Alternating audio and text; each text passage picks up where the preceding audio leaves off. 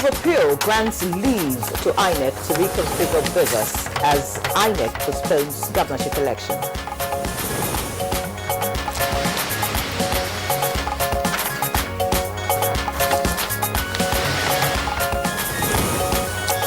President Muhammadu Buhari calls on Nigerians in diaspora to support President-elect Bola Ahmed Tinubu.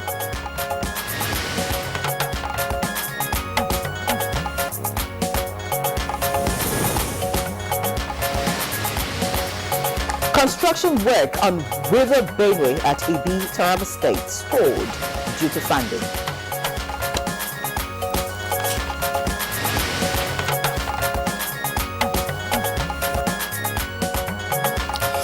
And Good Morning Nigeria today discusses the rescheduled governorship elections.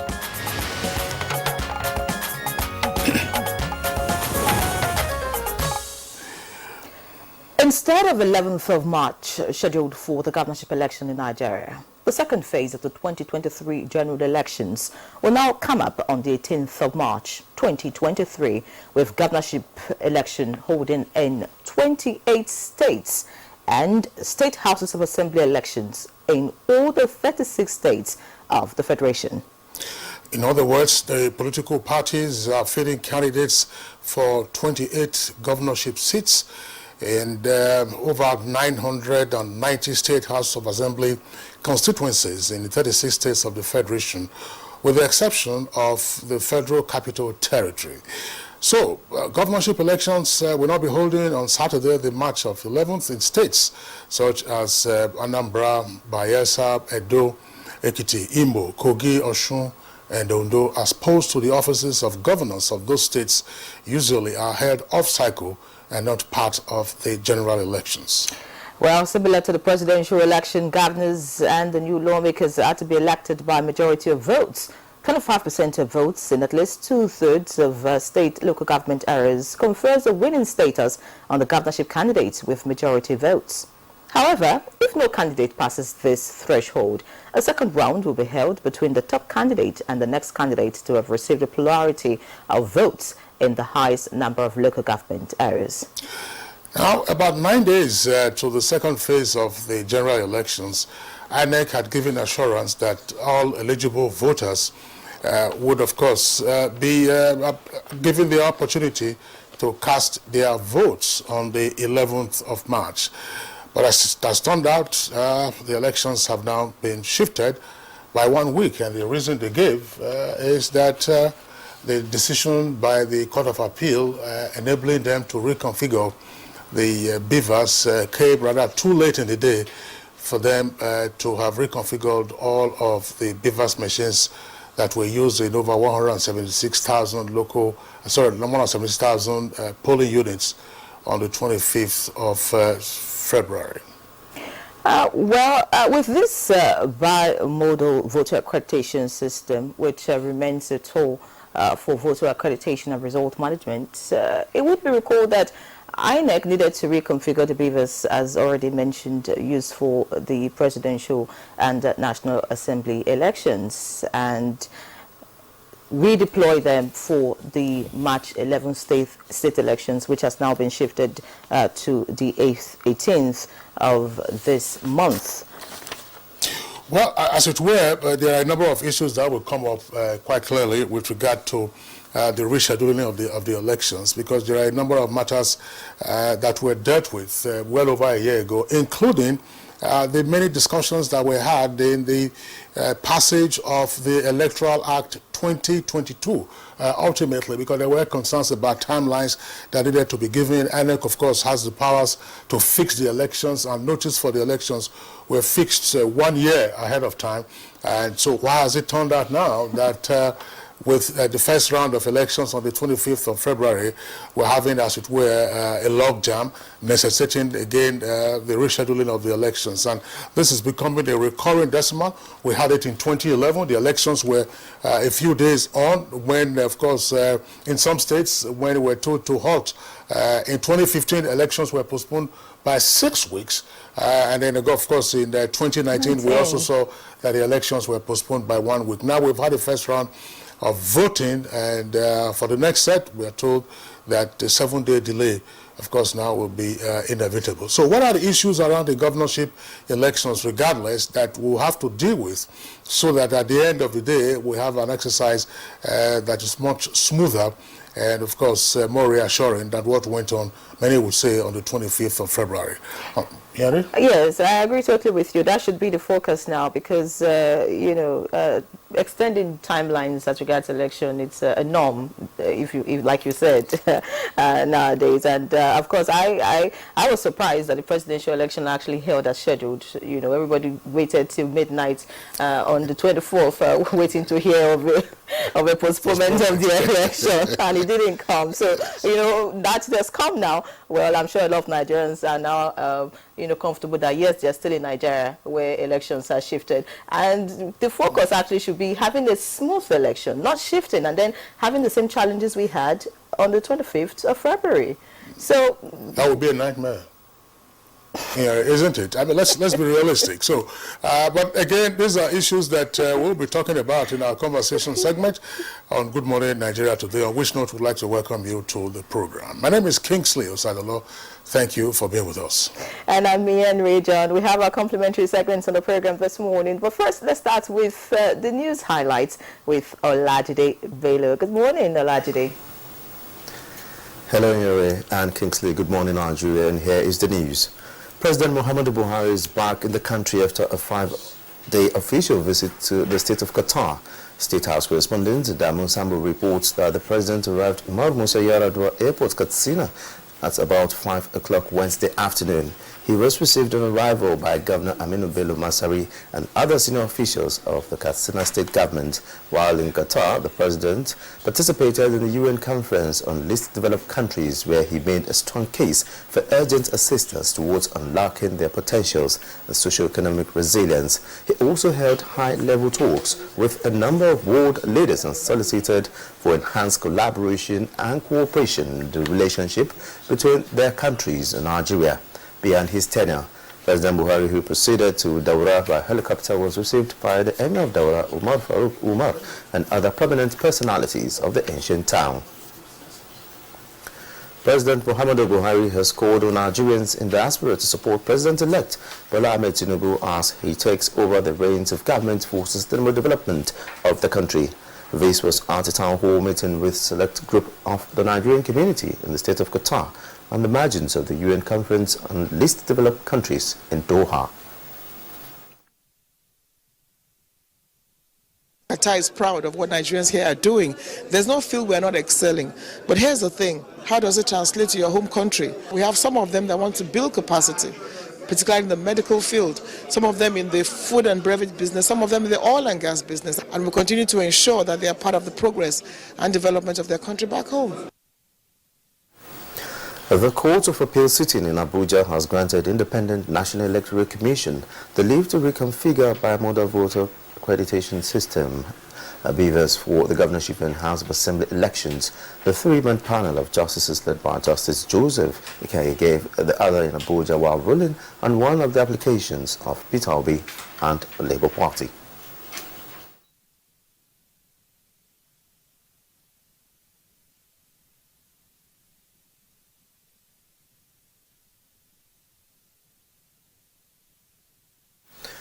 Independent National Electoral Commission (INEC) has postponed the governorship and state houses of assembly elections earlier scheduled for March 11th to March 18th, 2023. This follows the ruling by the Presidential Election Petition Tribunal (EPT) on the reconfiguration of the bimodal voter accreditation system used for the presidential election held on 25th February 2023. This came up after the court granted its permission to reconfigure its beavers for the governorship and state house of assembly election. While the ruling of the tribunal makes it possible for the commission to commence the preparation of the beavers for the election, it has come far too late for the reconfiguration to be concluded. Consequently, the commission has taken the difficult but necessary decision to reschedule the governorship and state assembly elections, which will now take place on Saturday, 18th March 2023. By this decision, campaigns will continue until midnight of Thursday, 16th March 2023, 24 hours before the new date for the election. The Federal Executive Council has extolled the Vice President, Professor Yemi Osinbajo, as an outstanding public servant who epitomizes humility and loyalty in service to God and fatherland. Congratulating the Vice President on the occasion of his 66th birthday, Secretary to the Government of the Federation, Boss Mustafa, on behalf of members of FEC, noted that Professor Osinbajo's unreserved allegiance to matters of state deserve emulation of aspiring leaders. FEC praised God to continue to shower the Vice President with good health and wisdom to support the leadership of President Muhammadu Buhari. Works and the construction of bridge and River Benue at AB headquarters, AB local government area to Rubber State, that links about 10 states in northeastern and central parts of the country, have been stalled due to funding. Correspondent Adino Joshua Justice reports that Serikin AB has joined the commuters to appeal to authorities concerned to continue to fund the People's Project. The completion duration ought to be 5 years. It should have been completed by last year or beginning of this year. Unfortunately, what we are witnessing is that funds is not available. And different sources of these funds we had contacted, and to our amazement, the company now is days, and the company is now stranded. So what it told us that they are closing entirely. Contractors who fail to meet up with contractual obligations and timelines for ecological projects nationwide risk sanctions or outright termination of their contracts. The Permanent Secretary, Ecological Project Afishehu Ibrahim stated this during an inspection tour of some flood control projects in Lagos State. There's a contract that is supposed to meet, so we'll look at the necessary articles within that contract. If there's anything that any area that needs to be sanctioned, we'll do that.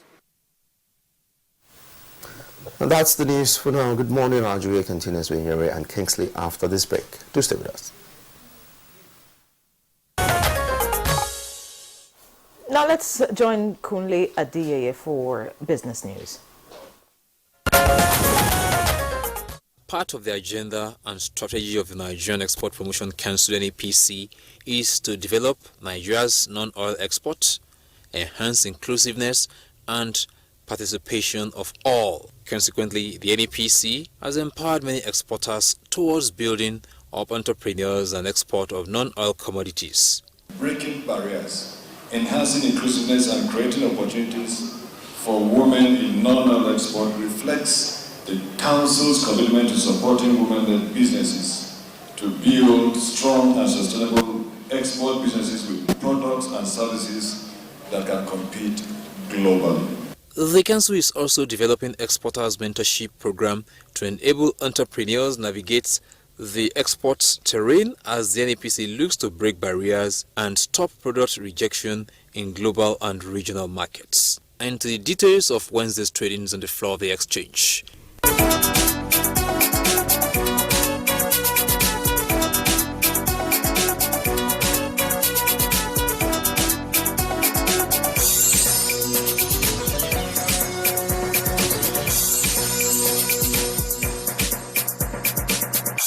With business news, I'm Kunle Adeyeye. All right, coming up next for us now is newspaper review.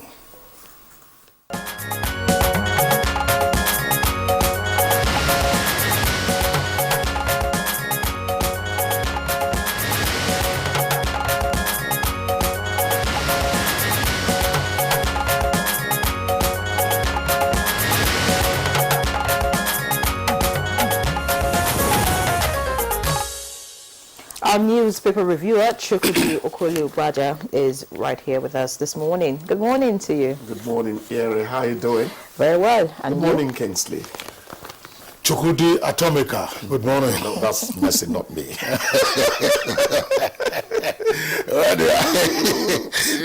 The Atomica couldn't explode last night against Bayern Munich. It was virtually non-existent. What happened? I don't know. It just at some point I had to be checking the lineup to be sure that the man is 35, Kingsley, for crying out loud. He's creaking in the wrong places, just like Just the Boy. and he's achieved what there is to achieve. What does he have to prove? Nothing more.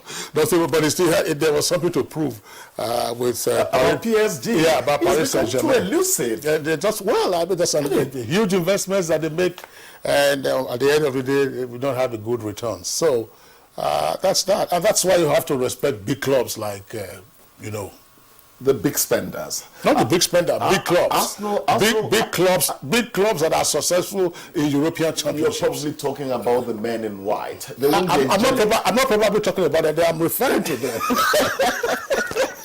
Chooks Atomica. How are you doing? All right.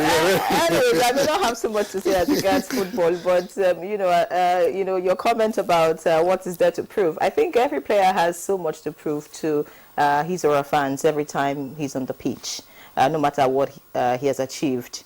Because your fans look forward to you for that beautiful display. They want to see you. Yes. What does Kingsley have to prove as a journalist anymore? Well, this man, he's finished the job. No,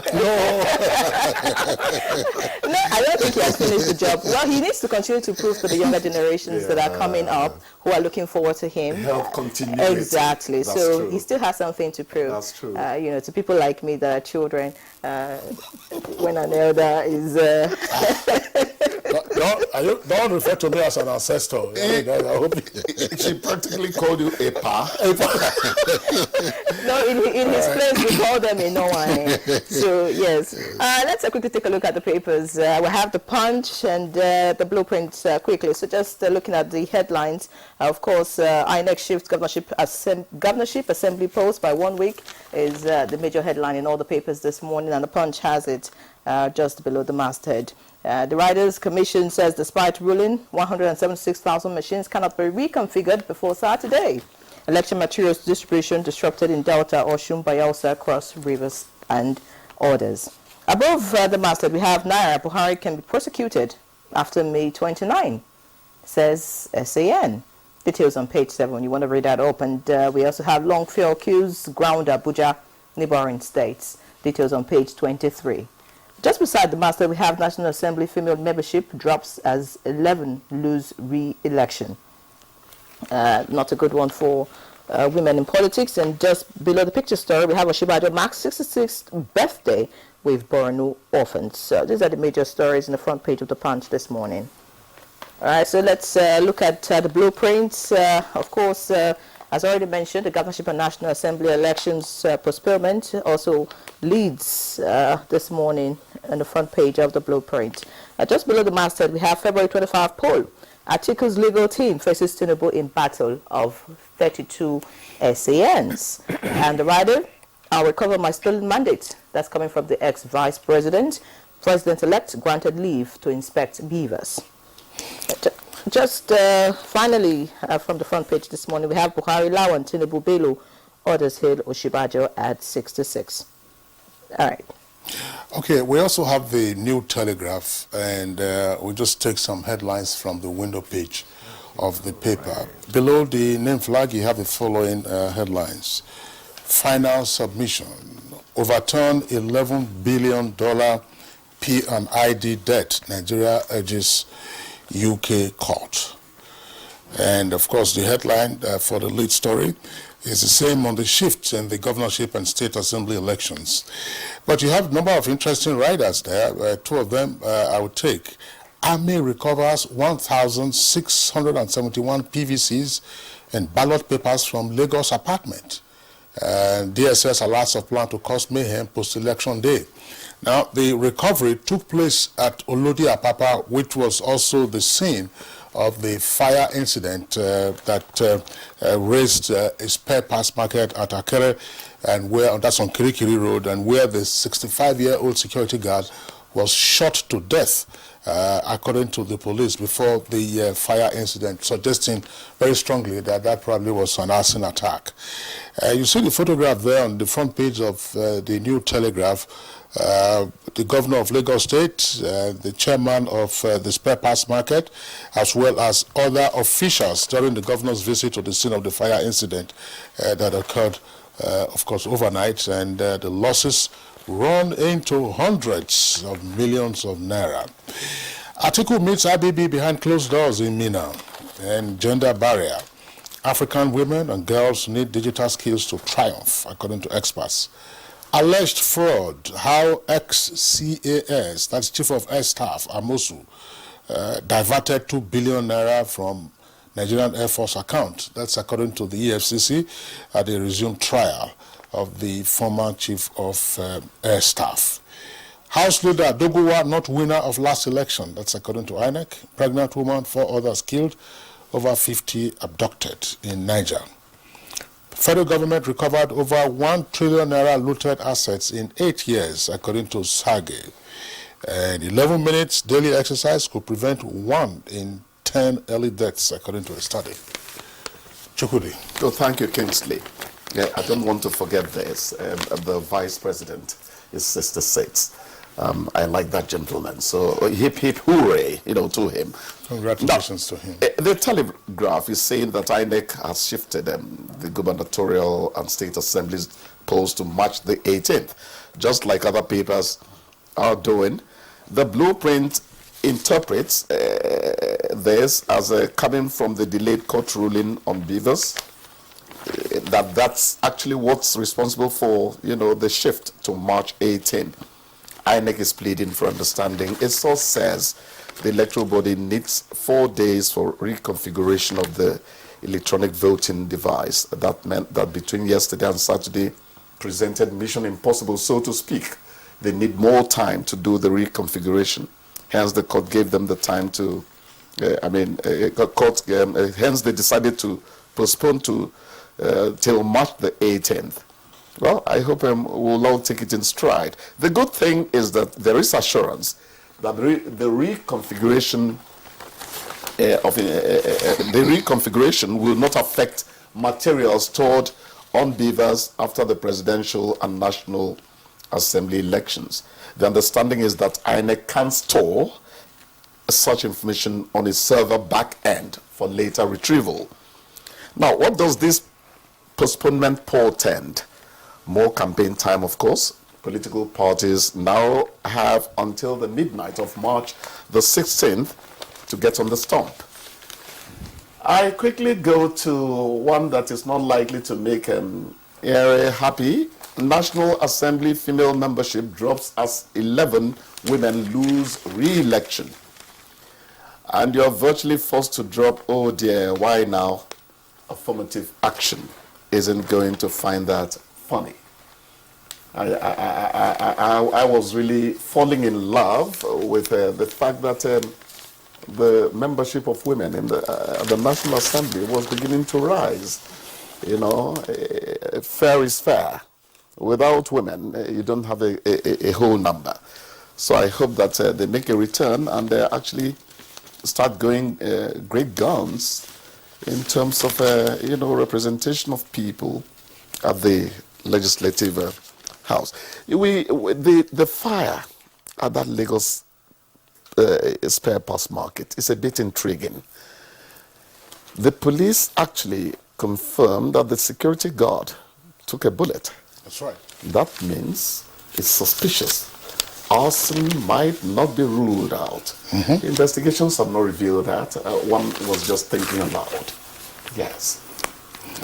Well, Chukudi, you are spot on, because we also have to praise the Army and the DSS, because the report here that says that the Army recovered 1,671 PVCs and ballot papers in a certain apartment in that location was on the basis of the commencement of investigations into the fire incident.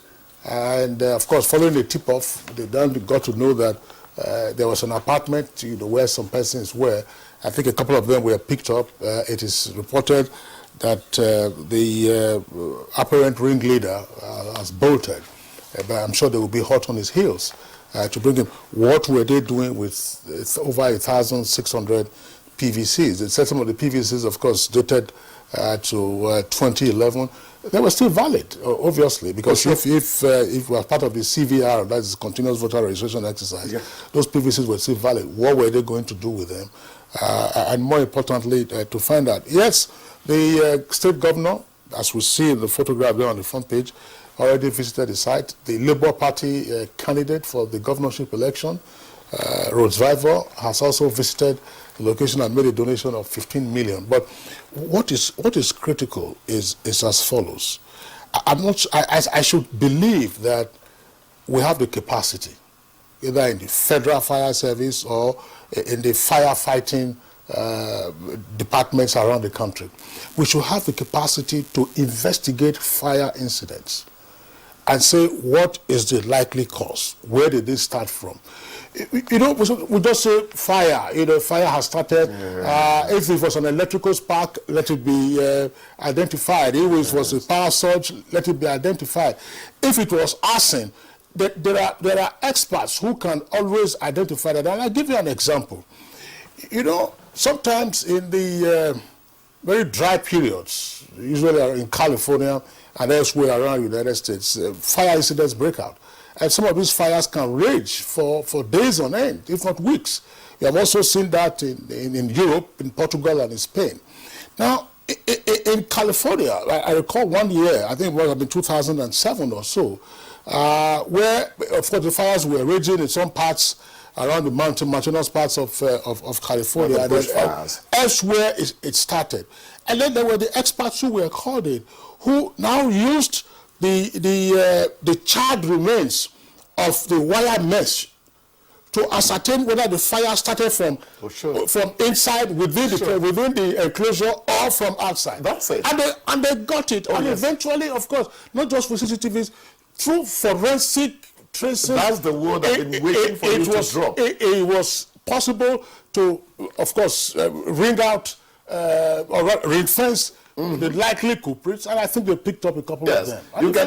You can go forensic beyond auditing accounts. That's right. That's the point. So why would we not display such capacity? I don't think it's a money thing. We have enough money to do many things. I think it's more of a will. A will. I believe that the expertise, and that's what I'm saying, that Nigeria has very well-trained personnel. Let's be realistic. Look, within 24 hours, look at what the DSS and in particular the Army have done with regard to this. Oftentimes, it's the will to say, look, this has happened, let's get to the bottom of it, and let nobody tell you to pull back because there is an order from above. Thank you. That's also another issue. It. Orders from above. Well, most times, order from above is what actually makes trained personnel not do what they should do in this country, because I mean, once you get that call, there's nothing else that you can do, no matter what you know. Sometimes, actually, it's blackmail statement dropped by people who may not have very good intentions.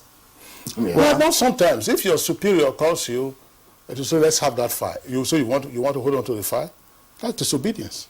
No, I'm saying sometimes the superior might not call. Some middle level people could use that as a ploy. Well, again, that's fine. So if they are probably compromised, that's the point. That's if they are probably compromised. Now, the postponement of the elections by 1 week. Earlier this week, we were having a conversation around the cost of voter turnout. And part of what we discussed was to say, look, you had about 87 million Nigerians who collected their PVCs.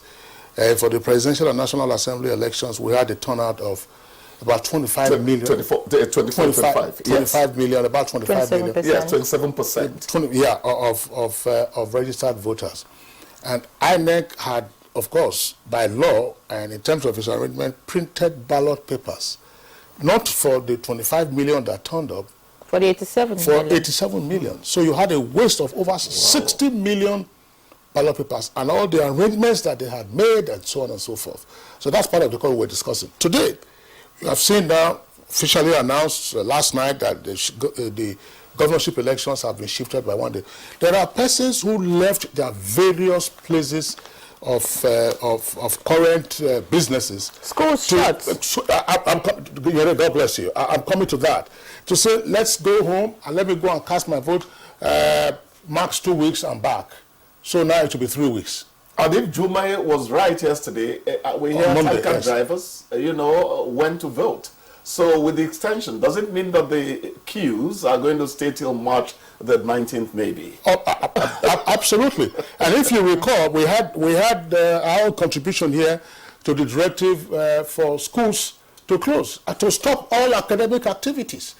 I don't remember the times they were given, but some private schools had indicated that, of course, they were going to reopen. After March 11th? Yes, after March 11th. Now you have the governorship elections and the houses of assembly elections shifted by 1 week. And does time matter to us in this country? And let's calculate, because I was talking about last time, if you recall, ASU had been on strike for about 8 months. So you can't cover that lost ground. If I were to subtract 1 week from my age, you will say that I falsified my age. Somebody asked me in Houston, why do you love holidays too much? We're talking about whether time matters to us. The issue of, INEC saying that they have to save whatever details or whatever is in the beavers so they can reconfigure it. Why was that not done, just after the election? They didn't need any courts to let them... Okay, that could have been preemptive action. I mean, yes, in preparation for this election. We're not talking about the reconfiguring now. Having to save it to their back end, like they have mentioned, could have been done even without, anybody going to court or whatever. Because they knew exactly. Yes, they had. I mean, it's normal for you to save. If you have some document, you save it maybe to your hard drive or something. They would have just done that, and then now we'll be talking about reconfiguring, and the time would not have mattered as regards, when the court judgment was given and then the date of the election. Very important observation. Well, these are the issues we'll talk about in the conversation segment. Remember, President Muhammadu Buhari returned from the LDC's conference, UN organized conference. I went to Daura for the governorship election and the State House of Assembly election. Is the president going to remain in Daura until the 11th of March? And we can chuckle about the president in this village. We can chuckle about this, but presidential movement, very expensive. It's expensive. I mean, I'm sensitive. Chooks the Atomica. No. This man will leave me alone. Many thanks, Chukudi.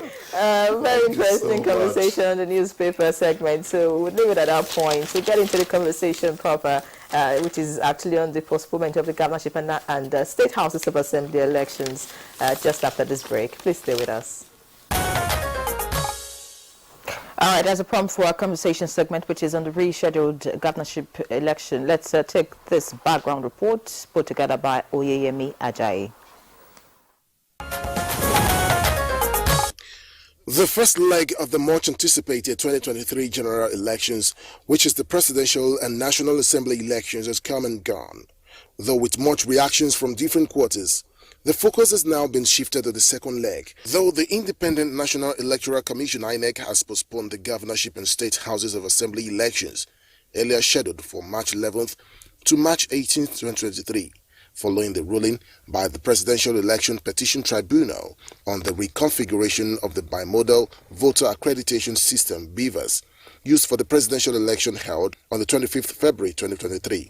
With lessons learned from the presidential and national assembly elections, INEC says many errors will be prevented this time around in order to ensure a better outing. Analysts have also charged INEC to ensure some glitches experienced in the previous elections, such as the late arrival of officials to the polling units, disenfranchisement of voters, among others, are prevented. But the question is, how prepared indeed is INEC? How should the people prepare themselves better this time around?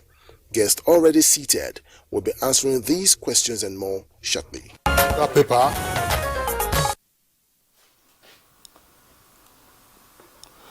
All right, thank you very much, Oyemi Ajayi, for that background report. We have a number of guests, but let's begin by, of course, introducing those we have with us at the moment. Via Zoom from Asaba, that's the capital of Delta State, we'd like to introduce the Executive Director, Center for Transparency Advocacy, Faith Nwadishi. You can see her there on the right side of the split screen. Faith Nwadishi, we're glad to have you this morning. Thank you so much. Good morning, sir. Good morning, Nigeria. Your audio is sharp and clean. And of course, also there via Zoom is Haniel Jafaru, is a cyber security and IT consultant and managing director of Ham Network. It's also with us via Zoom. Jafaru, we're glad to have you this morning. It's a pleasure to be on the show this morning. Good morning, Nigerians. Okay. And also joining us from our Kano Network Center is the INEC PRO for Kano. Is Ahmad Adam Maulud. Ahmad Maulud, we're glad to have you on the program this morning.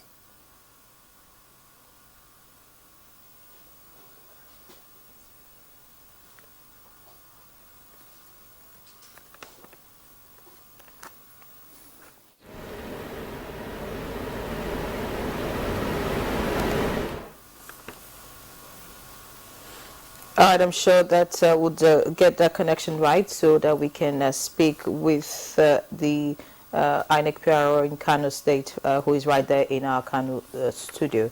So we just get set with the conversation now, even as we await other guests right here in Abuja. And I'd like to start with Faith Nwadishi, the Executive Director, Center for Transparency Advocacy. Faith, I'm sure, yes, you have been following developments, before the presidential election and then up to last night when INEC postponed the governorship election and gave reasons for that. Would you say that INEC has done the right thing, or you think that maybe some things were not done properly? That's why we are shifting the governorship and the State Houses of Assembly election by 1 week. Good morning. Thank you again. And really, I'm one of those people who traveled because of this election, because you realize there's no election in the FCT, so we had to move our situation room to one of the states where the governorship and House of Assembly elections were already here, set up, and then suddenly last night there was the postponement. It's a good decision that the election was postponed because of the reconfiguration of the beavers. Now, if we didn't have that, there was no way. In fact, when that conversation was happening, especially at the time that the court ruling came that gave us INEC the go-ahead to reconfigure the beavers, we knew that there was no way INEC would meet up within the 24 hours to conduct the election, considering that all of the beavers that were used for the last election are still at the state level and then needs to be configured in line with the polling units and then for people to use that. So it's a welcome development. But I'm even afraid, I don't know if INEC will be able to meet up the 1 week extension that they have given. And I would just suggest that in doing that, they carry everybody along, especially the politicians, so that people will not be speculating. People would understand that this has to be done and this is how it is done. Well, first, I still want to stay with you before we bring in the other guests. Was this logjam reasonably foreseeable in the course of conducting this election? In other words, it was obvious that provision had been made for legal challenges to the outcome of the presidential or National Assembly elections. And therefore, if there was going to be a legal challenge, you will require evidence. And if technology had been introduced by electronic means into the conduct of the election, then electronic evidence will also be required. So was this not reasonably foreseeable? And therefore, probably could have been well prepared ahead of time to say that the 2 week interval between the National Assembly, presidential, and governorship elections didn't quite seem reasonable in the circumstance, or feasible, if you may. Yeah, I think because of the successes that we had from the off-cycle election, so it was taken for granted that the presidential election will come and go the same way. But unfortunately, the presidential election didn't quite go the same way that the off-cycle elections went. And the 2 weeks interval that was given between the presidential election and the governorship election would have been enough to do that. But now we have all of the court cases and what is happening right now. We are not able to. We're not able to.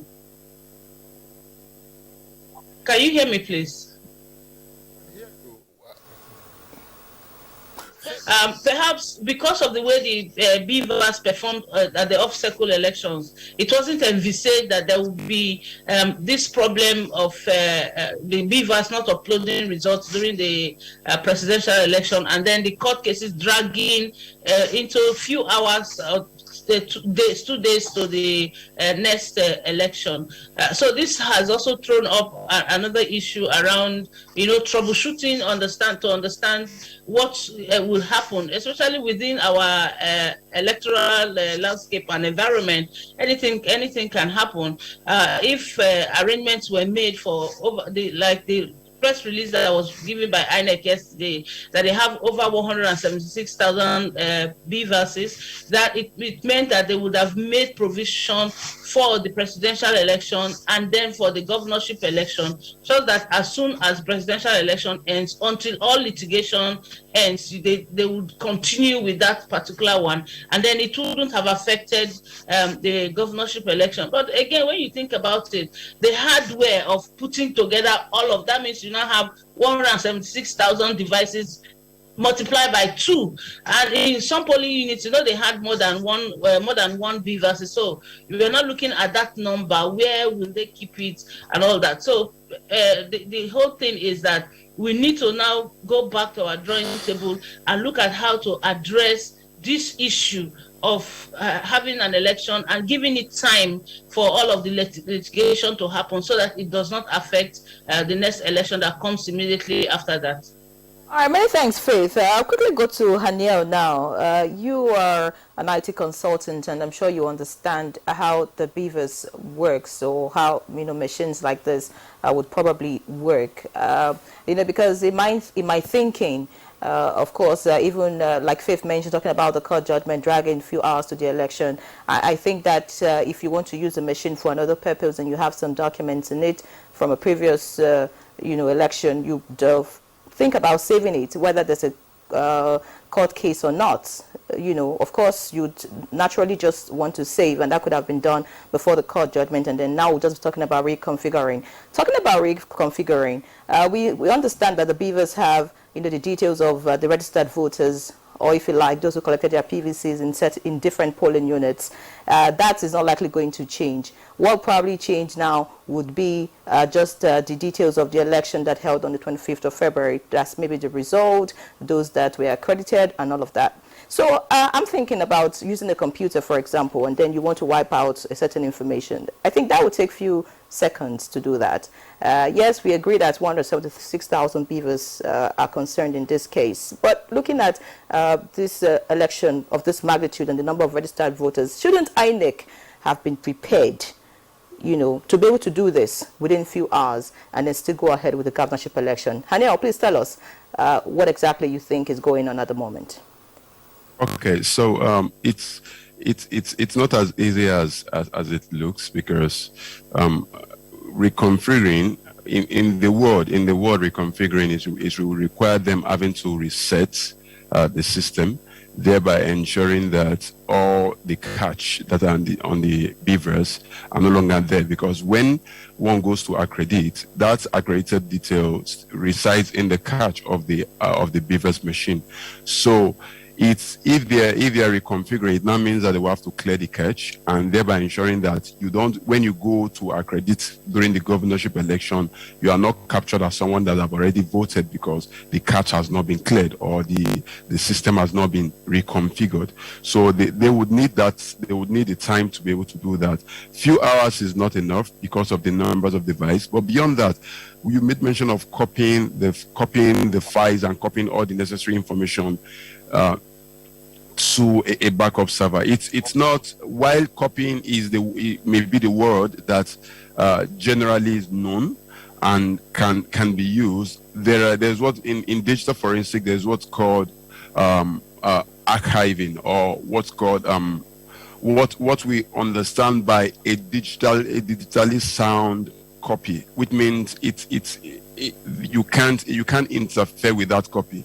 If you're just doing a copy, a general copy are generally known and well known by everyone, it really does not stand the chance as an evidence in the court of law.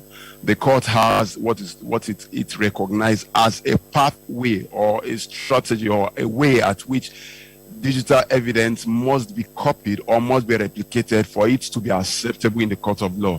So that must be done. If that is not done in that standard, it's likely not going to be accepted in the court of law. So it's not just about copying, it's about copying the right way that will make it acceptable in the court of law.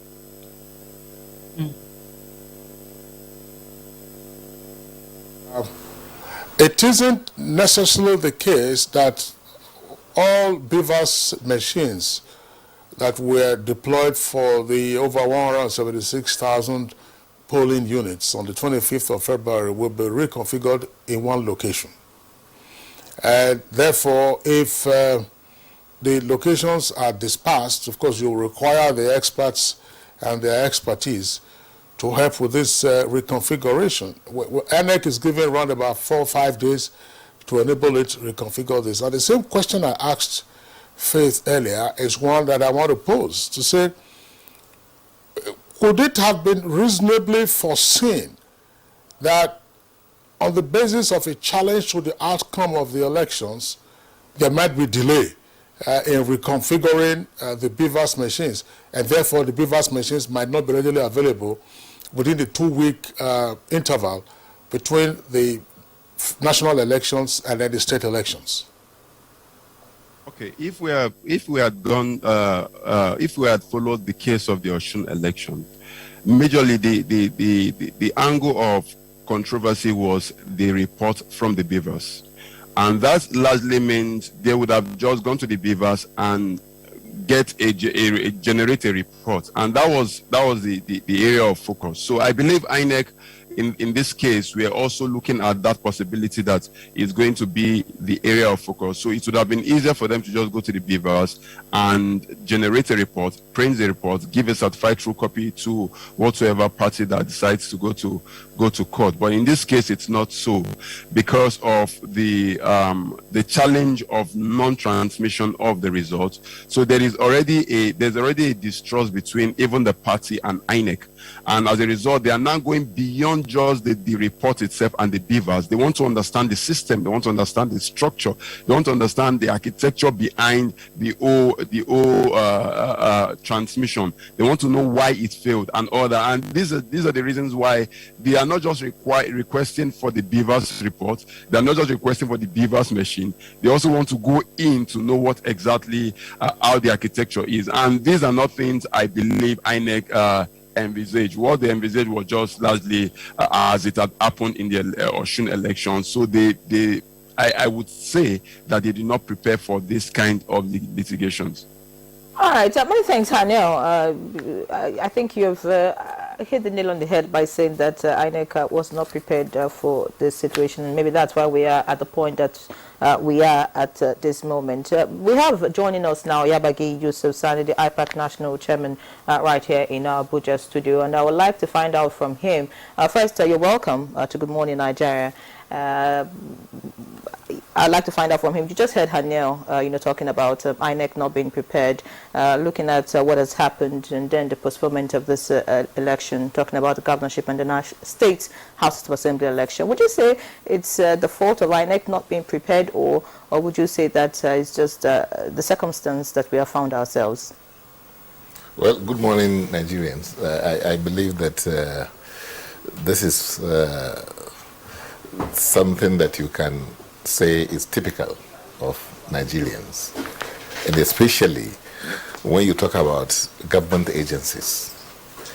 They seem to behave in a manner that shows that they know it all, and they don't want to listen to any other person.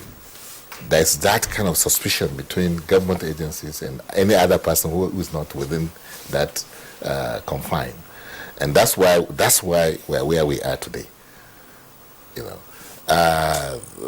the preparation of INEC, from my interactions with them, you know, was adequate.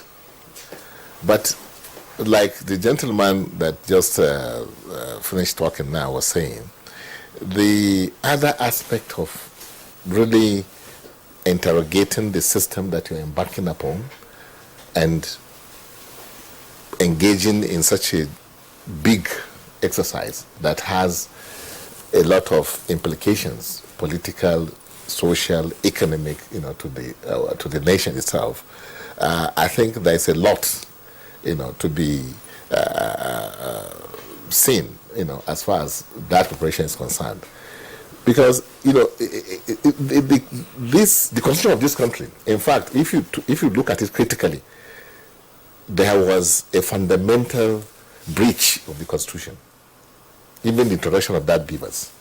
Because the constitution of the country says, before you bring anything to this country, even for trading, you have to subject it to the test of a particular agency of government that will issue certificates of accuracy, will subject even the manufacturers.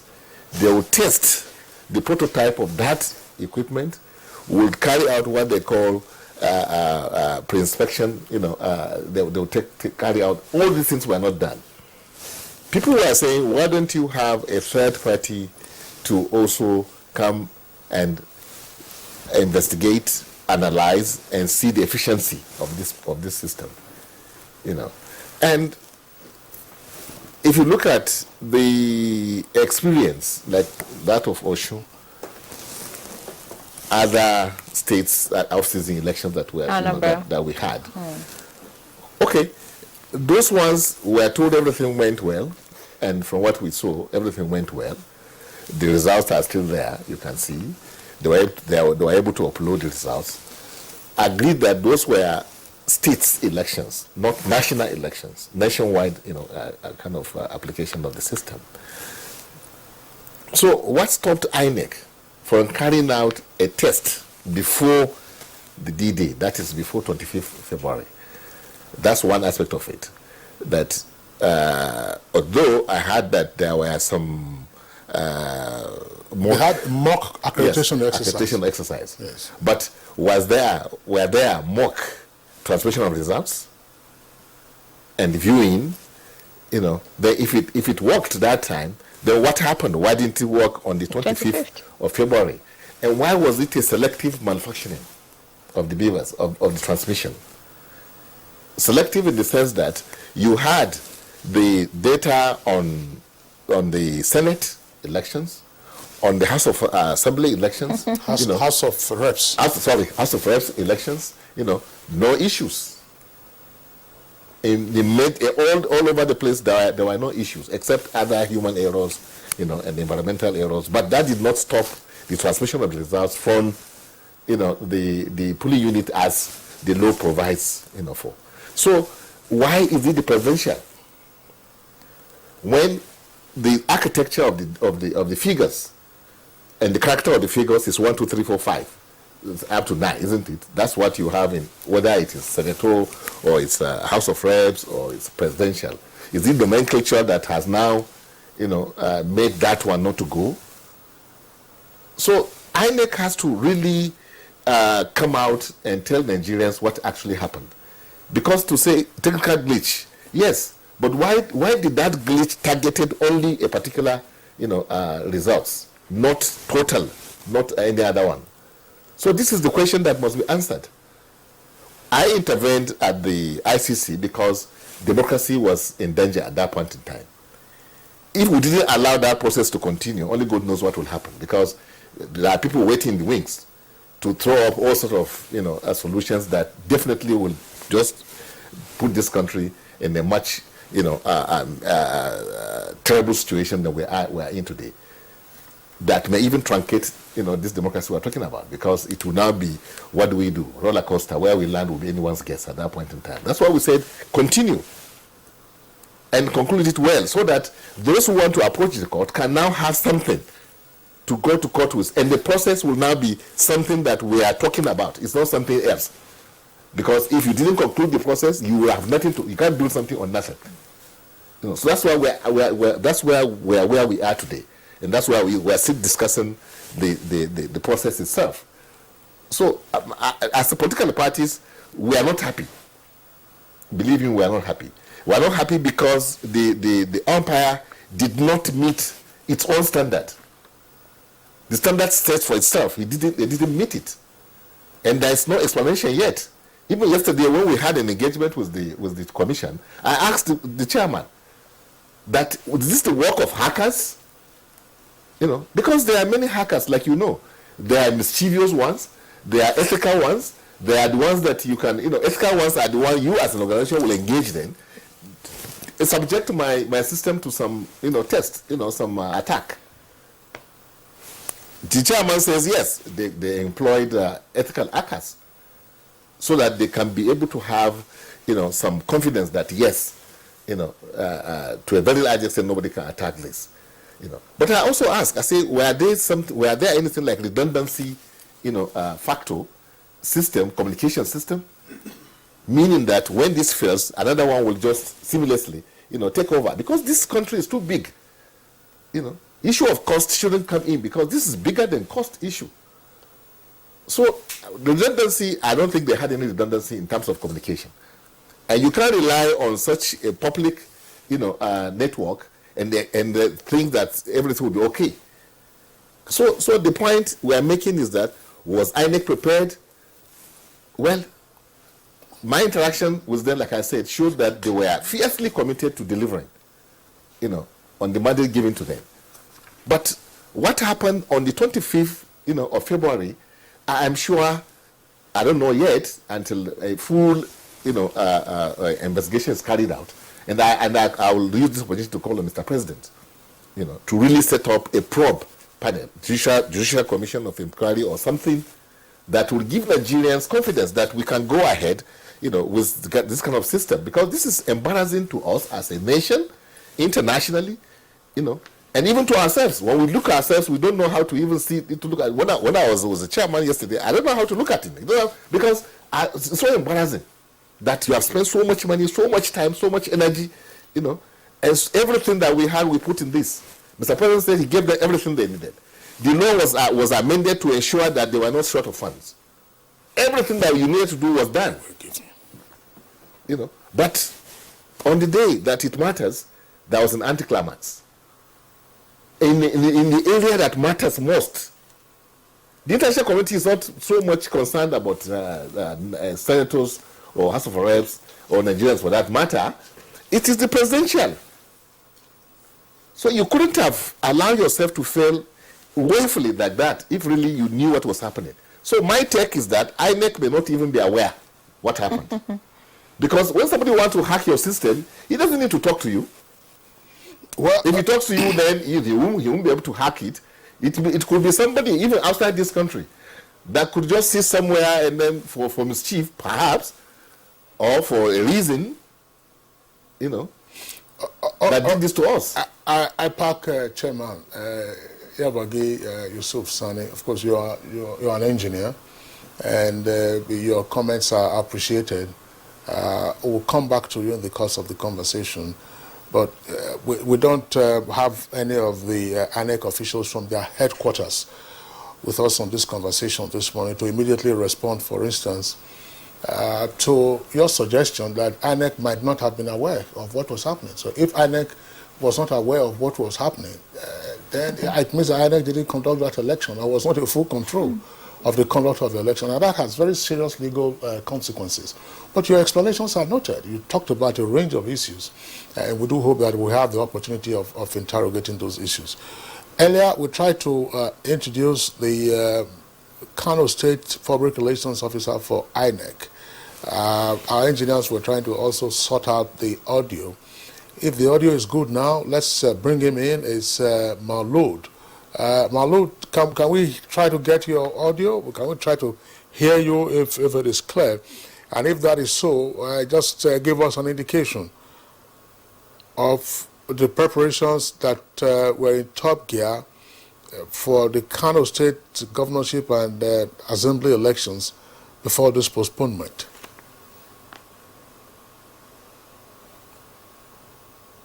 Morning, Mr. Kingsley, and everyone there in the Abuja studio. Kano, we are not doing very much, we are not doing bad, because in Kano, having election in Kano is like having election in maybe some 7 countries in West Africa. But I want to tell you, in Kano, we are not doing bad. We have 11,222 polling units, and we have 484 RAs in Kano State.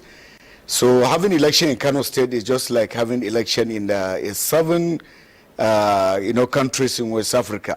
But I want to tell you, whatever we do in Kano, we are very much ahead of several states in the the nation.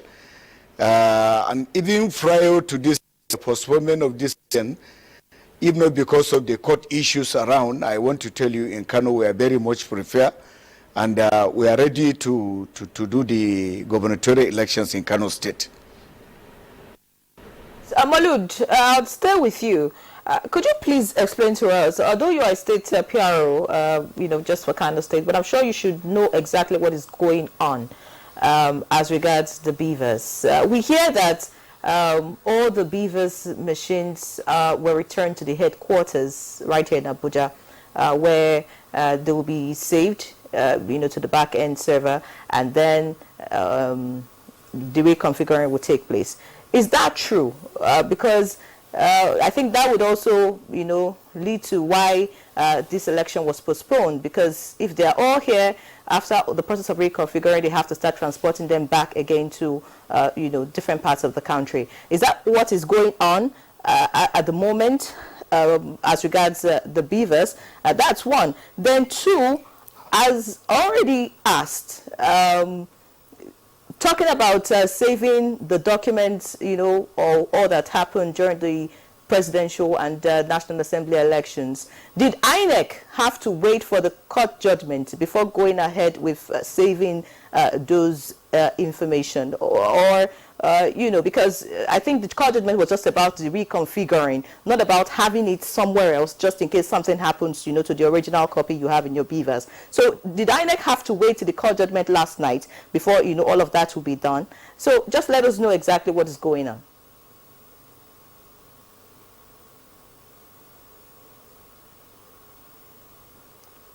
Breaking, but I would like to tell you that in INEC, we are not very much in a hurry to do whatever we are doing.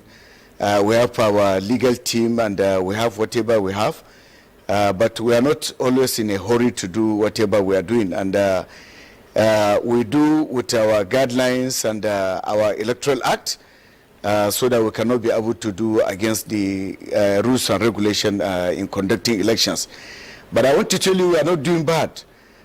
In Kano State, as I have earlier speak about it, is that conducting election in Kano State, more especially, is like conducting election in the 7 countries in West Africa, because in Kano State we have about 11,222, and as well we have 4 registration used during the presidential election in Kano State. Are they still with you right there in Kano? Is that where the reconfiguring will take place, or they are at the moment in the headquarters right here in Abuja? That's the first question. And then I talked about, saving what was, in the beavers. Then that brings me to the extra, because I remember INEC told us that besides the 176,000 beavers that was required for the election, they had gotten, excess, just in case some malfunctioned. So, and it's not possible they used more than 176. So it means there should be some extras somewhere that will probably be in a clean state, and just be a few that would need to be reconfigured for this election. So tell us exactly what is going on. That's my question. Not really about the population of Kano and what it requires to conduct election there.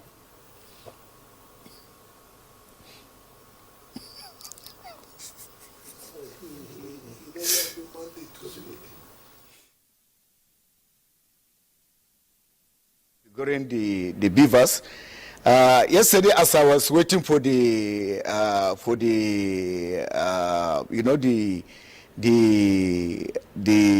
breaking news from INEC, whether we are to continue the election or whether we are going to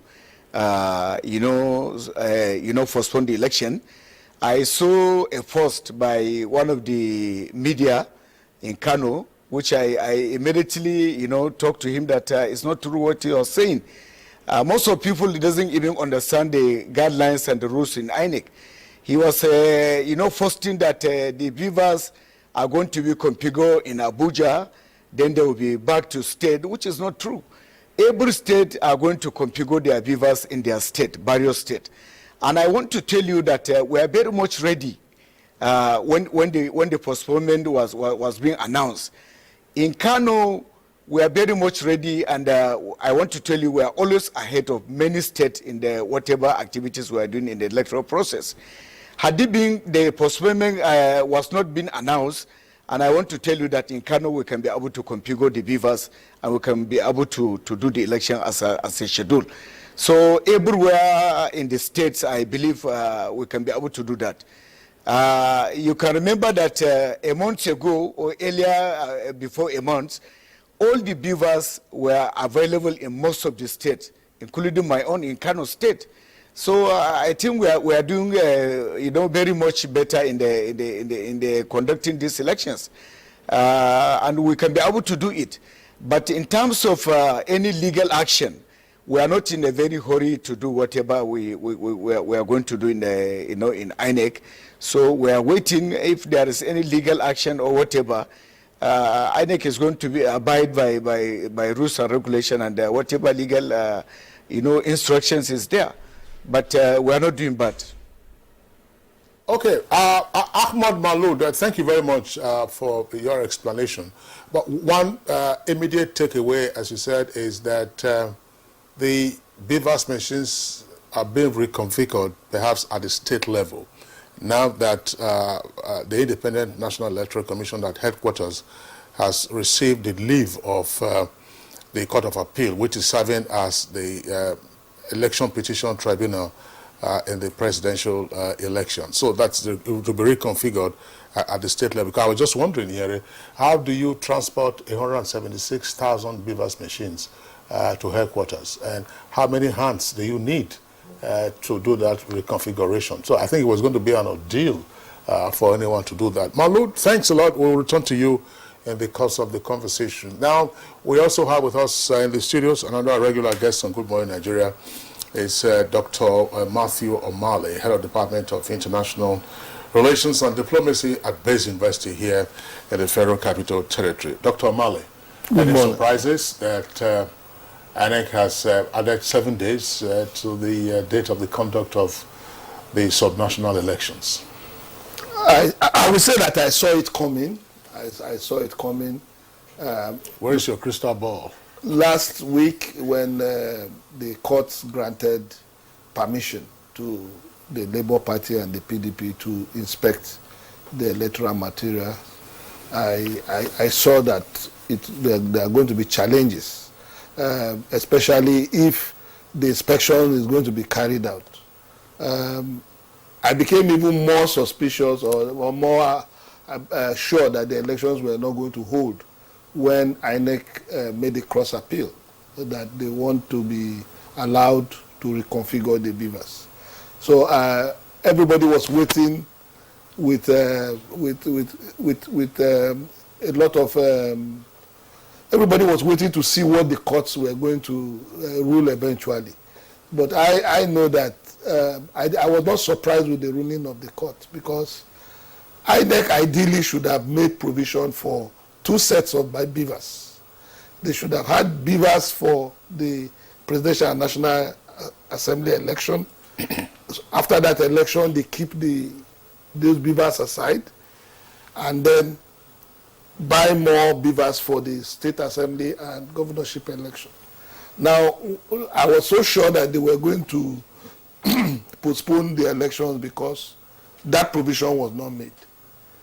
I'm not too sure if they are backup server or if they can save what is in the beavers now on the backup. I'm not too sure whether the information, I'm not an IT expert, whether the information will be preserved. But if they have assured Nigeria that that can be done, we take it that way. So I was not in any way surprised with the ruling of the court, because these are issues that right from when the elections were concluded, we're looking forward to litigations of this nature. We're looking forward, and more of these appeals, more of these clarification from the courts in the days to come will be happening. And there will be cross appeal, and it will reach our democracy. At the end of the conclusion, just like the chairman of IPAC said, a lot of issues were thrown up, and we are waiting, we are keeping our breaths and waiting to see how these issues pan out eventually. One of the key issues now, which the court will determine, because I heard the Senate President saying in one version of the Electoral Act, there was nothing like electronic transmission of results, and I say, where is this one coming from? Because what we saw, what all of us knew, or what we saw, even the INEC chairman said, we were all assured that the election will be transmitted, the results will be transmitted electronically. So hearing the high caliber officer of the Senate President at that level saying that kind of thing, I mean, it means that we are in for a very serious, the Supreme Court and the Appeal Court have a lot on their plate that they will have to determine as we go forward in this journey of our democracy. And it was very instructive. In Malawi, there were elections like this, and the Supreme Court rose up to the occasion and actually did the needful. So all Nigerians are looking forward to what the courts are going to say based on these issues that have been raised. And one thing I give it to Nigerians is that, irrespective of some of the flaws that we have noticed in our judicial process, most people still believe that the judiciary will rise up at this time of our history and look at the issues passionately, and then give a very, very fair judgment as far as these elections are concerned. Okay, yes, we'll talk about the court issues, of course, after the elections. But now let's focus on this election. Faith, I'm sure you have listened to our guest, right here in the studio. You listened to Ayabagi Sane. You just heard Dr. O'Malley. And you heard the INEC PRO in Kano. Earlier, when you spoke, you talked about the fact that, well, these are issues that actually went beyond the Independent National Electoral Commission. But from the comments from our other guests here, it actually means, or rather, it's showing something different, that it's possible or it's likely that INEC was not adequately prepared for this election. Would you want to told your path now, or you have a different view?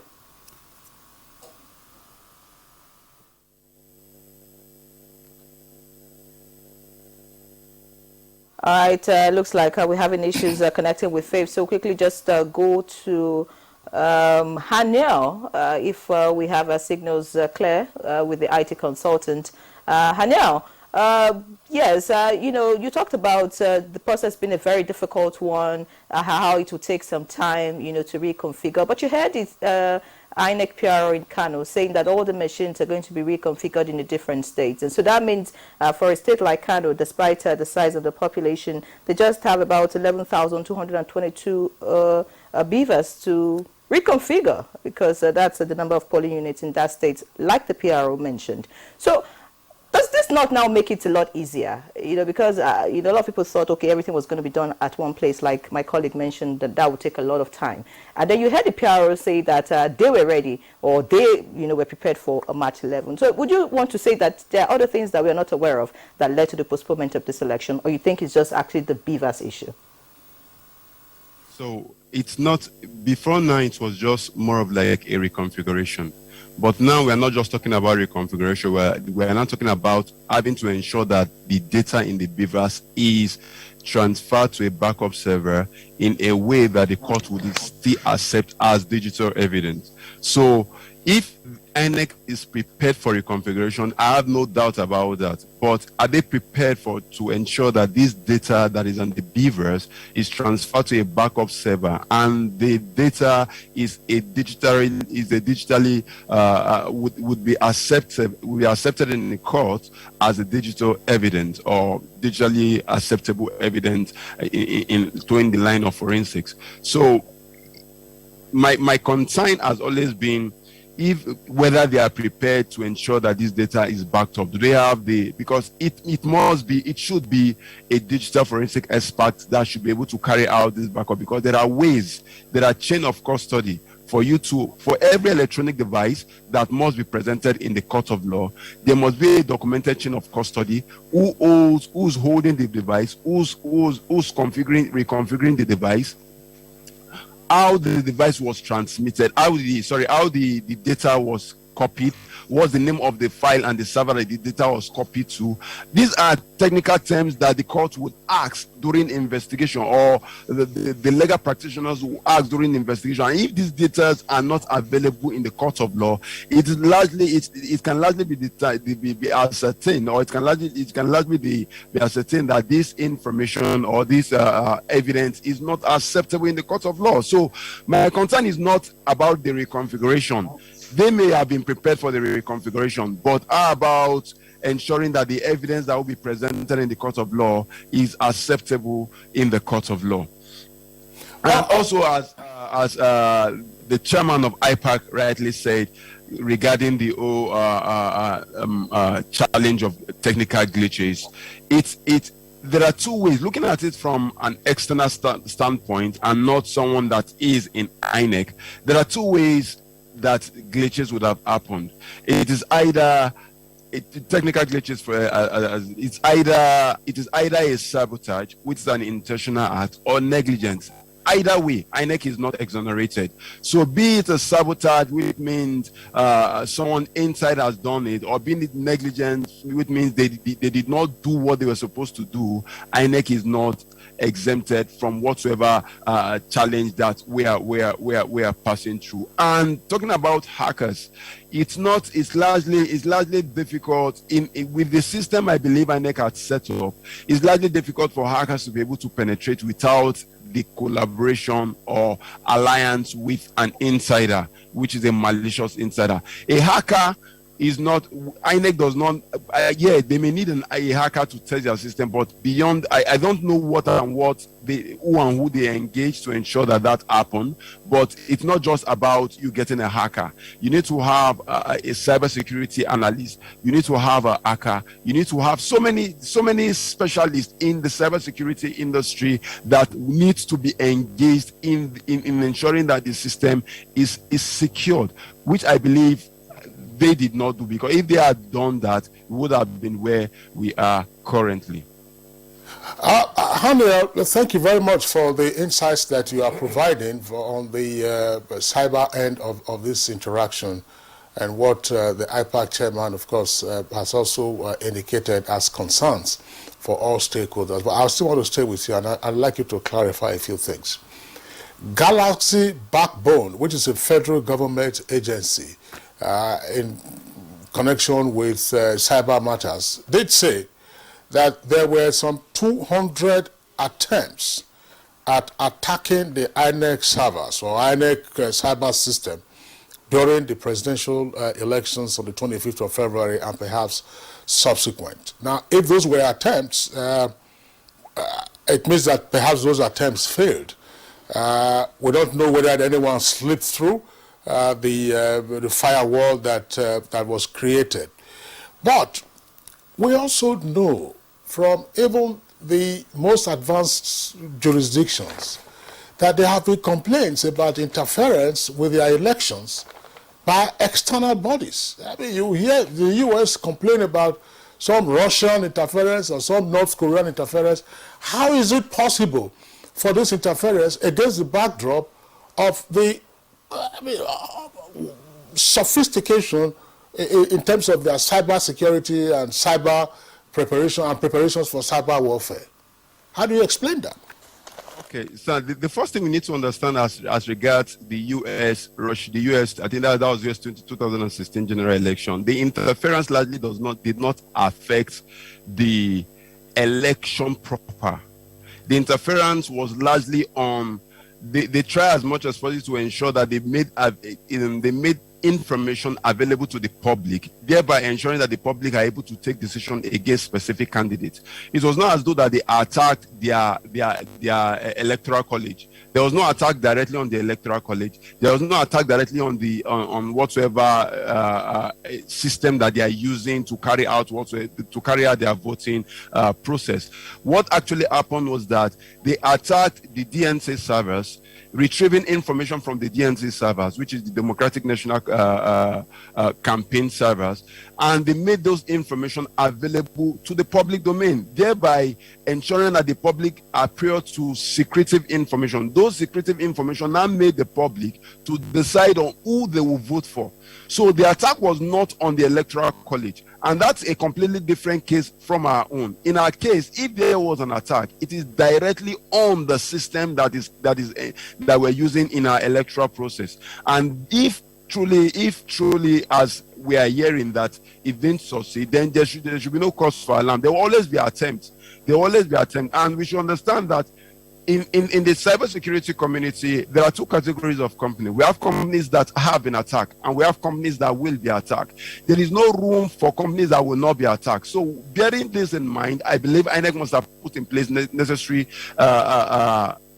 defensive mechanism to ensure that when they attack, the extent of damage in the attack would not generally affect the overall affect the election generally. But in this case, if the attack was successful, which we don't know because we don't have the word technical glitch is an ambiguous word that we cannot largely tell you if it is an attack or whatsoever case. But if working with an assumption that the attack is a success, it now invariably means that we now need to know how the attack happened. That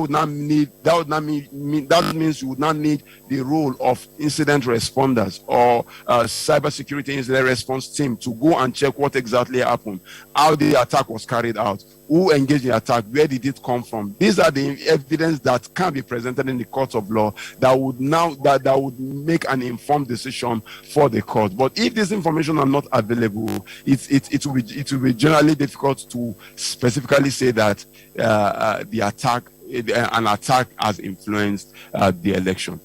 All right, many thanks, Haniel, for your response to that question. We'll quickly take a break now. When we come back, the conversation continues. Please stay with us. All right, you're welcome back, and it's still Good Morning Nigeria. We're live on NTA's network service. We still have all our guests with us on this program. I want to come back to the IPAC chairman, Engineer Yabagisani. In terms, there's a comment you made.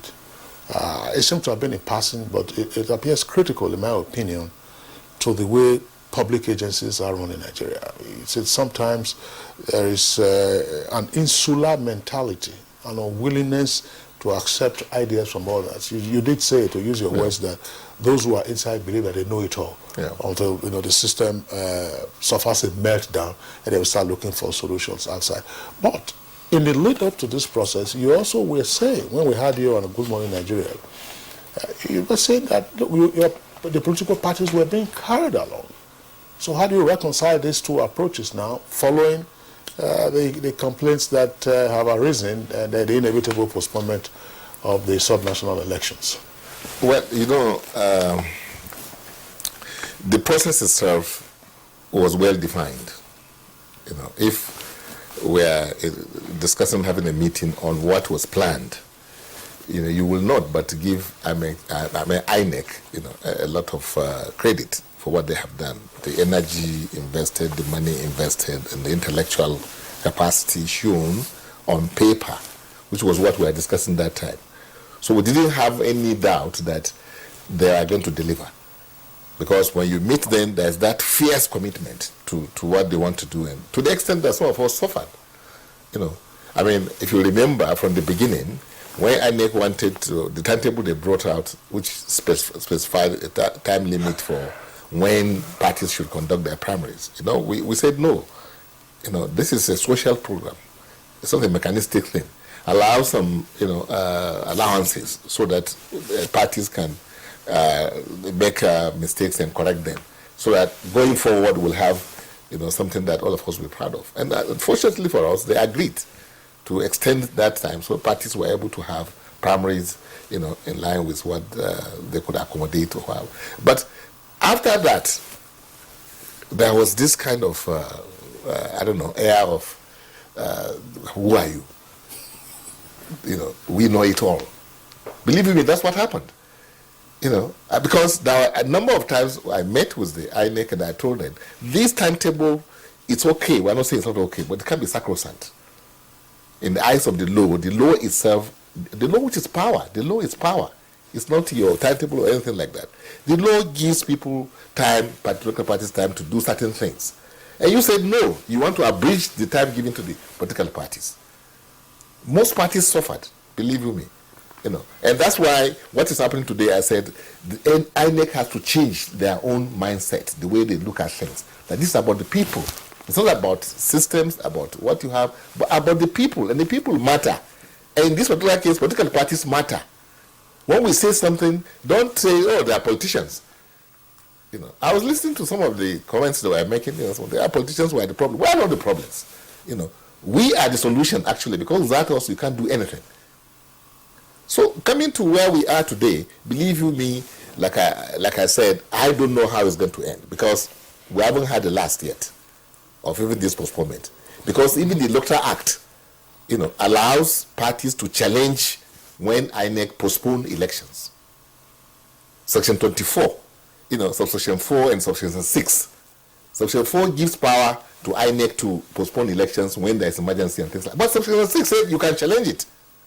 And INEC cannot, release the results until that matter is, dealt with at the court. So who knows? Parties may challenge even the postponement. Because the danger is this: when, like the IT man was saying, when the lawyers now start, interrogating these things and then debate, talking about defending their position and things like that, the issue now will be, where is the truth source of the data that you cannot tamper with? The only true source of the data is the beavers. All other transmission that I'm changing it to myself, my backup and all these things, where is the source? Don't tamper with the source. The data will say, I want to see the source. That is the truth. That's called the front test already. Exactly. That's the truth. That's the fundamental issue. Then the court now says, go and tamper with it. Where are we? All right, many thanks, Yabagi Sani. So many issues. I'd quickly like to bring Faith into the conversation. Faith, you've listened to all other guests this morning. I'd like you to respond quickly to some of the issues that have been mentioned. Thank you very much. As a way of information, I just want to say that the PRO of Kano had talked about where the Beavers configuration will be done. But I understand that right now, all of the Beavers that were used for the presidential election is at the local government headquarters, not at the state headquarters of INEC. It's at the local government headquarters. And the rack techs will usually are the ones who go to do the works at the registration area. So, which further decentralizes the reconfiguration of the beavers. So rather than bringing everything to the state headquarters, is at the local government headquarters, and the different rack tests for the electoral, that's the wards, will be made to reconfigure it based on that particular ward that we see there. Now, let's cast our mind back to Ekiti, Osun, all of the elections that we have had in the country where the beavers was used to transmit the electronic results. If you go to the IREV, those results are still there. Those results are still there. And like Mr. Henia talked about, being able to generate the results afterwards is what we should be talking about. The potency of that result and the means of transmission, who was in charge at any particular time. There should be a record, a data, or what you can call a logbook of the authorization of each data at whatever any other point in time. That is, for me, what we should actually be looking at now. Because if we go back to the Edo election or Do election, and all of the results are there, and everything that we need to see about those results are actually there. And it's just the fact that the results were not transmitted on election day, and then there's a deficit of trust from Nigerians about ensuring that the process is concluded. And there's also a difference between electronic transmission of results and collation of results. A lot of people are misunderstanding the fact that results are not collated electronically. Results are collated physically at polling units. But people say that elections are conducted and won at polling units, and that is where it is really very important. And I'm happy that the APAC chairman is there, has said this before the election, and I continue to say that any political party, especially within the context of our election, that is seriously running for election in this country, should have at least one party agent at every polling unit. Because when you have a party agent at every polling unit, at the declaration of result at that polling unit, you have your result. So that when you have issues like this, a question of presenting that result that was presented at that polling unit and use it to challenge whatever is there. We need to move up to a place, because the kind of election that we are running in this country, we have moved away from when people will just sit in their rooms and then write results. We are now seeing upload of results. The other one, the one that is making the rounds, where in Rivers State you're seeing results that were uploaded from Sokoto and all of these things. So we need to begin to also interrogate the capacity of the people who are handling the ICT, the capacity of the people who are doing those back-end work that they have to do, so that Nigerians can have more trust in the process. We had an election in Osun, we had an election in Ekiti, and we are very happy with that. These beavers that were used for those elections were reconfigured.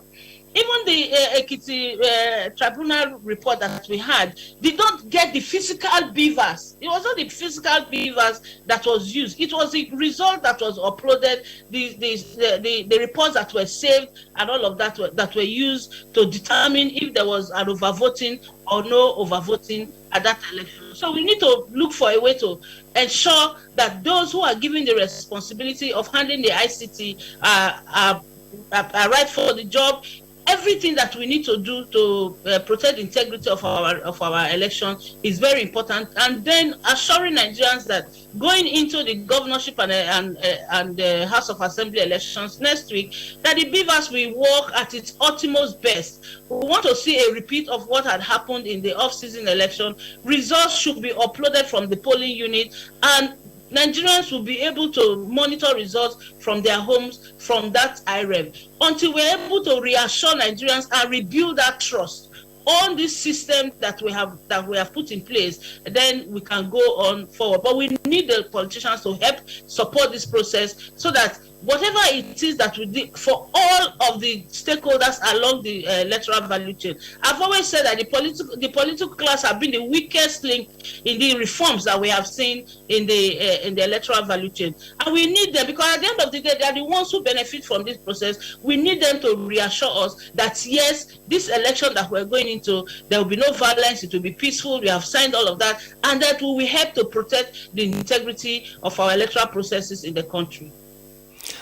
Well, thank you very much, Faith, for the points that you have raised. I'm tempted to ask you to respond to one of the issues that Dr. Omale here in the studios suggested. But very quickly, I hope you recognize the fact, and I think Engineer Yabagi has also referenced that, and the matter has been in the public domain since the conduct of the election. It is the absence of real-time transmission of the results at the close of polling, which means that after the declaration of results at the polling unit, to IREV, to enable citizens access and then make their own tallies. That has been the sore point, and the trust deficit you talked about probably also arises from that, because it has given room to suspicion as to what transpired between close of polling, announcement of results at the polling units, and then the transmission which the members of the public then have access to. So I think that's the key thing. But for the sub-national elections, Dr. Omale made a suggestion. He said, since we knew that the parties would have a right to challenge the outcome of the elections, and reconfiguring or saving up the data in the beavers might take a while. Might INEC not have therefore invested in a fresh set of beavers machines, since they had some redundancies anyway? So not all the machines would have been used. To say, look, we'll make a budget for some other beavers. So the ones that have been used for the presidential election, you take them, you warehouse them, and then of course when there is a call for it, then you present those ones in evidence. Could we have required of INEC to have a new set of beavers machines for the sub-national elections, considering the time lag between the off-cycle season elections that you are talking about? Sufficient time for anybody to have worked on those machines without any quarrels.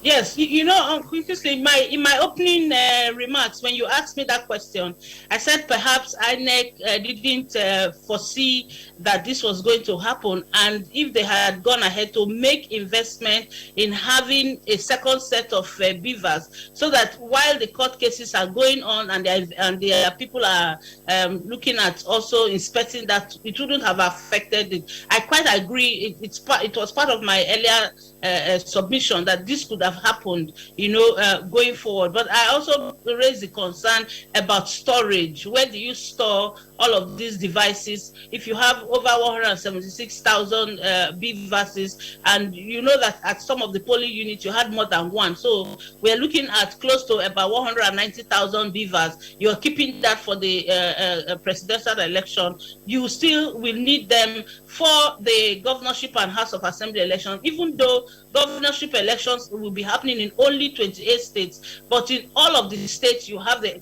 House of Assembly elections. So you would need the same number of beavers that you have used for the presidential election, for the governorship and House of Assembly election. I quite agree that since this is the way we are going, and understanding that technology may fail us, and then there may also be some malicious acts. Remember that before the election, when the INEC chairman was asked what the challenges would be, he mentioned specifically two things. He talked about technological challenge and of course malicious acts by individuals, and we have seen it play out. In other crimes, we may not need to invest in another set of beavers. We have heard it from Mr. Heinel. Depending on the backup systems that we have, the proof that we have that nothing will change the back end. Nobody will have access to the back end to remove anything or to change that. But one other thing that is good about technology is that even when you go to the back end to change that, there's always a timestamp.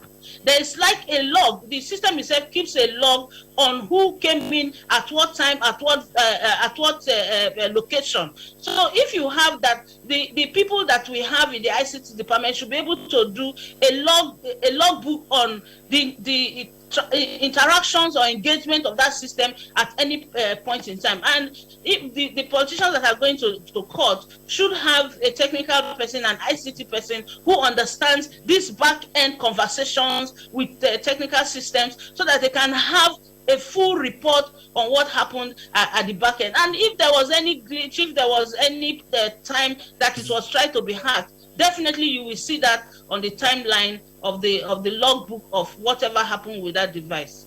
All right, many thanks, Faith. Many thanks for your response. I'll quickly go to Dr. Omale now, because we're running out of time. We are at this point now. The announcement has been made already. There's nothing we can do about it. We can only hope, because you mentioned earlier that the possibility of the election even holding 7 days after it was you're supposed to hold, you're still thinking if that would be possible. So, but what would you, in your own words now, what would be your advice? What exactly should we do right, just so that come March 18 or whenever the governorship and the State House of Assembly election hold, we actually get things right this time around? Yes, the INEC chairman has assured that everything will be done to have election results transmitted real-time online for the governorship and House of Assembly election. I listened to the press conference he gave.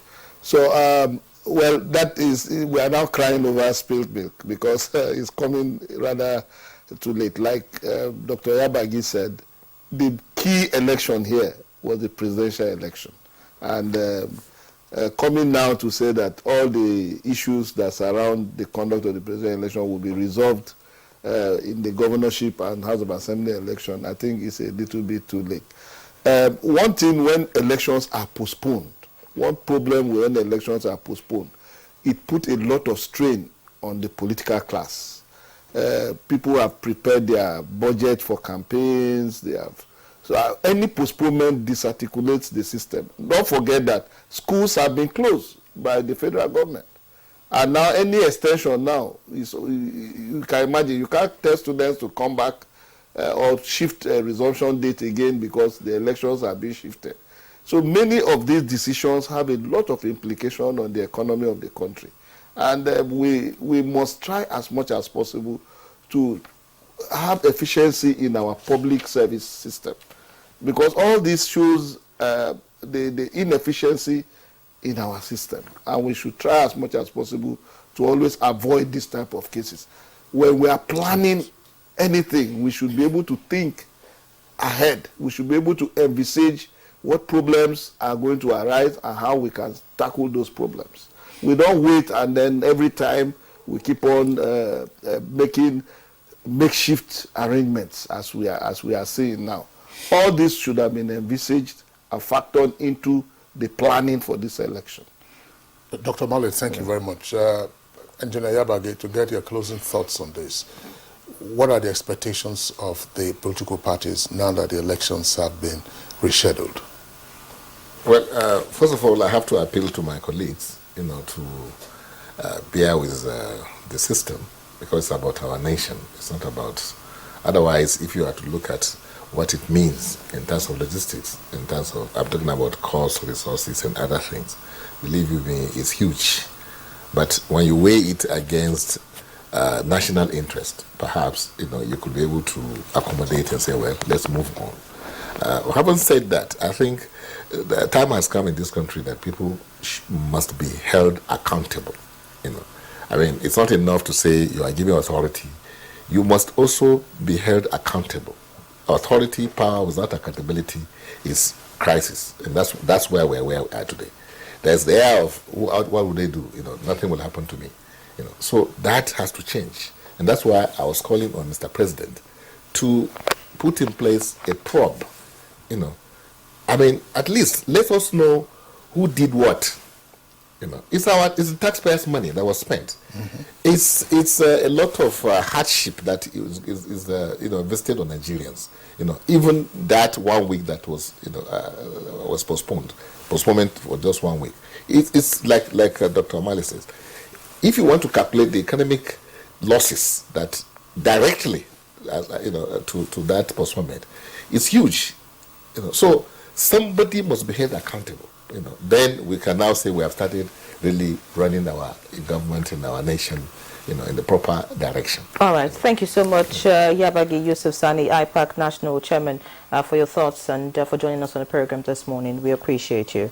We also like to appreciate Dr. Adoyi Matthew O'Malley, HOD International Relations and Diplomacy, Bayes University. Many thanks for joining us also.